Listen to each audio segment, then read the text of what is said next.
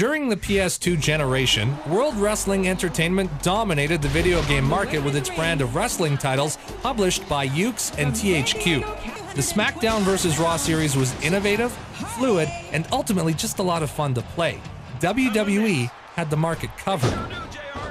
However, always trying to compete with the WWE, there was another wrestling company that offered up their own brand of video game goodness in the form of TNA Impact. Published by Midway Games in September of 2008, TNA Impact was the first and only video game released by the wrestling company and proved once again why TNA is always considered the minor leagues in comparison to WWE. Now, the game does have some positives to focus on. Graphically, the game doesn't look too bad. The wrestlers look as they do in real life, and all things considered, it's a pretty decent presentation. The roster is also another strong suit, considering the quality of wrestlers employed by TNA at that time.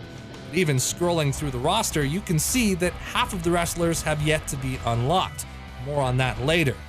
Like in traditional wrestling games, there are a number of different options in regards to the gameplay.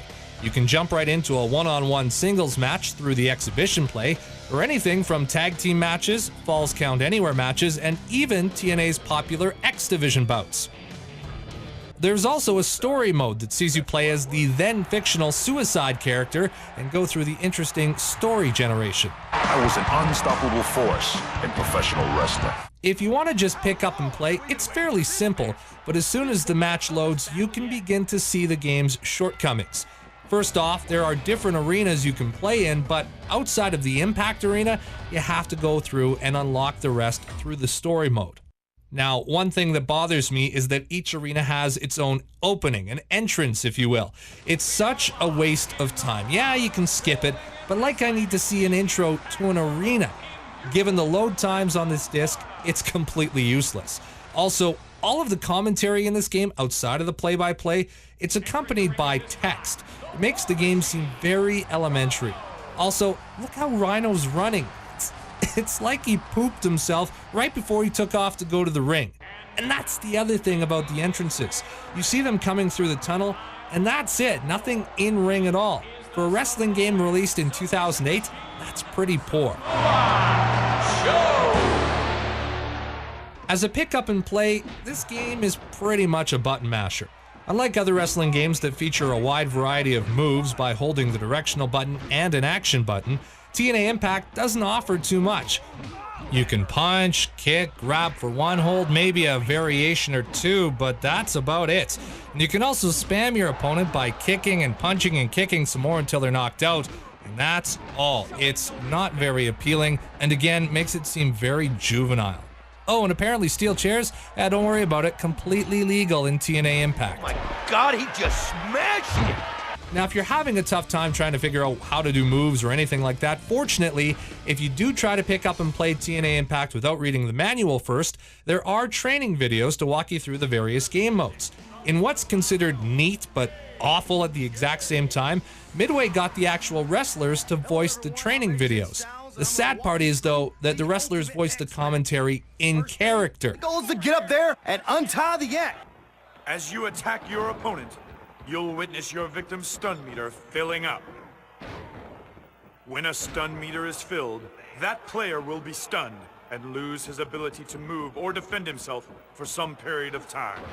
He will be at your mercy, so this will give you the perfect opportunity to strike down upon him with great vengeance and furious anger, a barrage of immense destruction.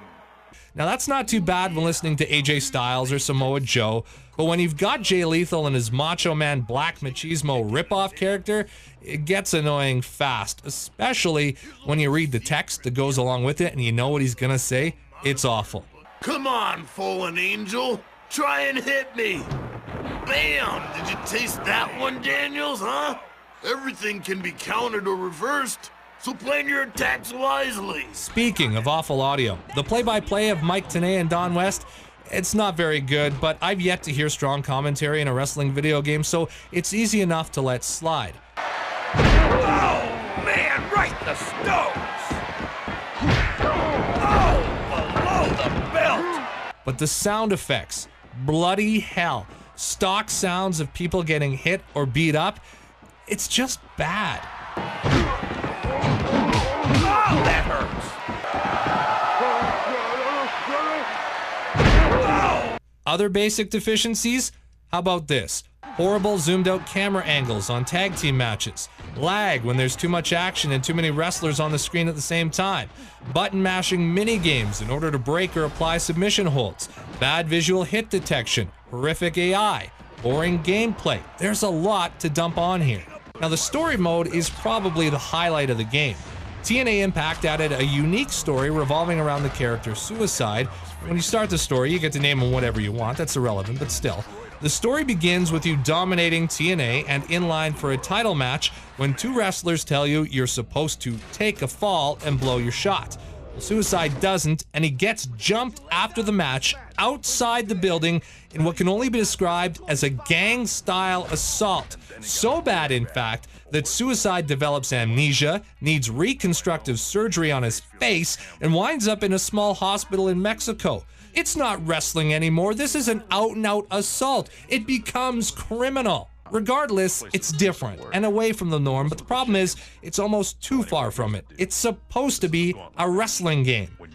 Oh, and the unlocked wrestlers I mentioned earlier, well, you go through the story, and they come in the form of guys you beat while climbing through the ranks of the story mode. Problem with that, the wrestlers you unlock are the likes of Bruiser Bencia, Dark Hato, Suplex Saliza, Barbarino, and the Insane Clown Posse, apparently. So you're the Mexican King of the Gauntlet? I feel so honored to be in the presence of such royalty. As you make your way through the story further and further and TNA pops back into the mix, you unlock wrestlers like Brother Ray, Abyss, Kevin Nash, and others, but overall this game doesn't offer enough to make you want to play long enough to get there to unlock those wrestlers. This game, it ain't good. It's awful, and I grossly overpaid for it when I bought it in exchange for my hard-earned Canadian tuning. TNA Impact for the PlayStation 2. Proud recipient of this year's Review a Bad Game Day Red Turd Ribbon, and deservedly so.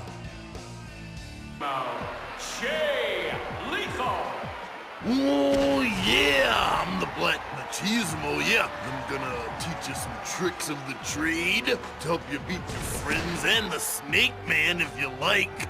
You know, I may be the best gamer in TNA, so you need to consider yourself very lucky that I'm your teacher.